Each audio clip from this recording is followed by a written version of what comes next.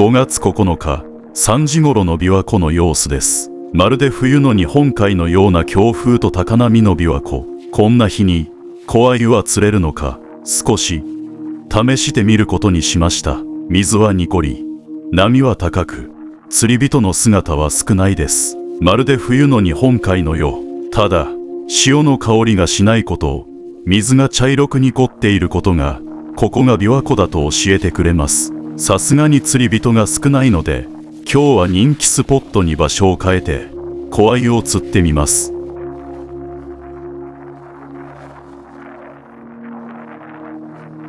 仕掛けは、波に押されてどんどん沖へ流されていきます。それでも、小鮎は来てくれるのか。小さな小鮎が、一つ、また一つ。ちなみに、竿受けを紛失してしまい、今日は自転車に竿を立てかけて釣りしてます。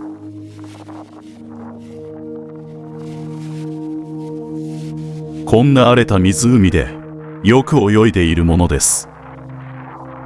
検証結果としては、こんな強風、高波の琵琶湖でも、小鮎は釣れる、ということでいいでしょう。餌はばらまかれるし、水は濁って見にくいはずですが、餌の匂いに小鮎が寄ってくるということでしょうか。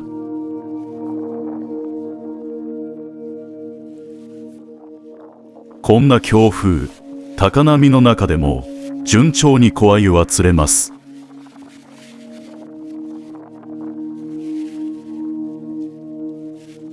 本日、竿受けがなく、針外しがしにくく、時間がかかります。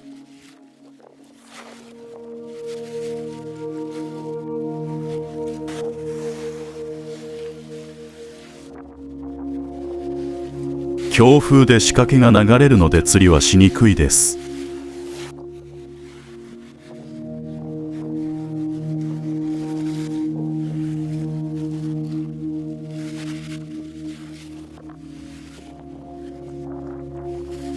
波が高いので、辺りも非常に分かりづらいです。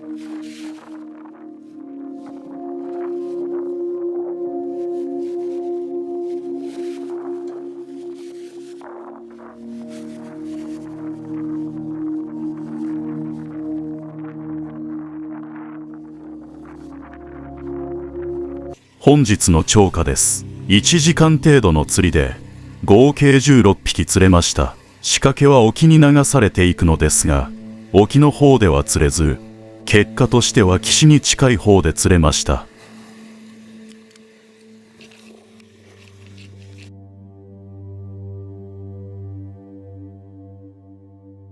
サイズは5から9センチメートルでした。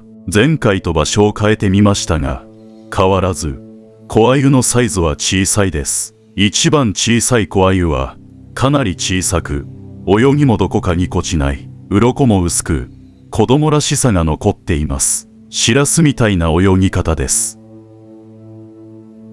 釣れた小鮎を、観察ボックスへ、小さな体で、必死に泳ぐ姿が愛おしい。生け花ならぬ、池小鮎。最初に2匹入れて、さらに小鮎を観察ボックスに追加していきます。これは、小鮎の群れを表現しています。今日は、小鮎を塩焼きに、ブリやタラと並べると、その小ささが際立ちます。それでも、季節の味です。小鮎の前に、本モロコの季節があります。今年はもう終わりかけ、最後の群れを探して、自転車で湖岸を巡りました。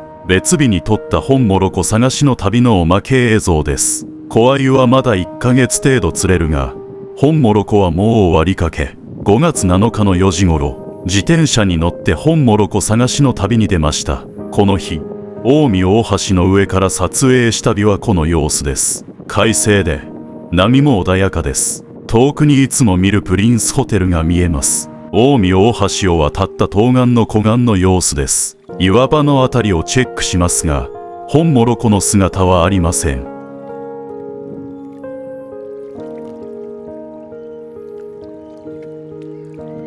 南に少し進むと、岩場に草が生えています。草の根元に卵を産む習性のある本モロコなので、期待しますが、ここにもいません。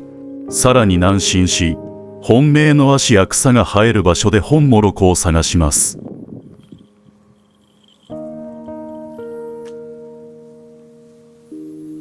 足と草で雰囲気はあって、ジャングル感はあるのですが、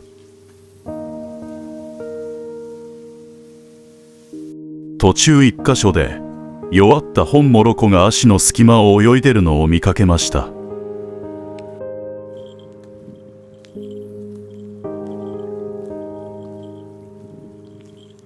瀬田川流域にもやってきて本モロコを探してみます。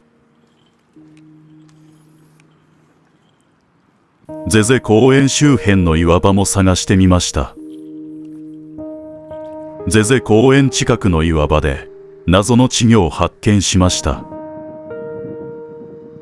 ゼゼ公園近くの砂浜も探してみます。最終的には岩場、芦原、浅瀬、どこを探しても群れの姿はありませんでした。今年は本モロコの群れに出会えませんでした。誰が呼んだか。琵琶湖の三大珍現象は小鮎の乱舞、ワカサギの爆湧き、そして本モロコの群流。小鮎の乱舞とワカサギの爆湧きは安定的に見つけられるようになりました。ところが本モロコの群流は難易度が高い。来年こそその姿を見つけたい。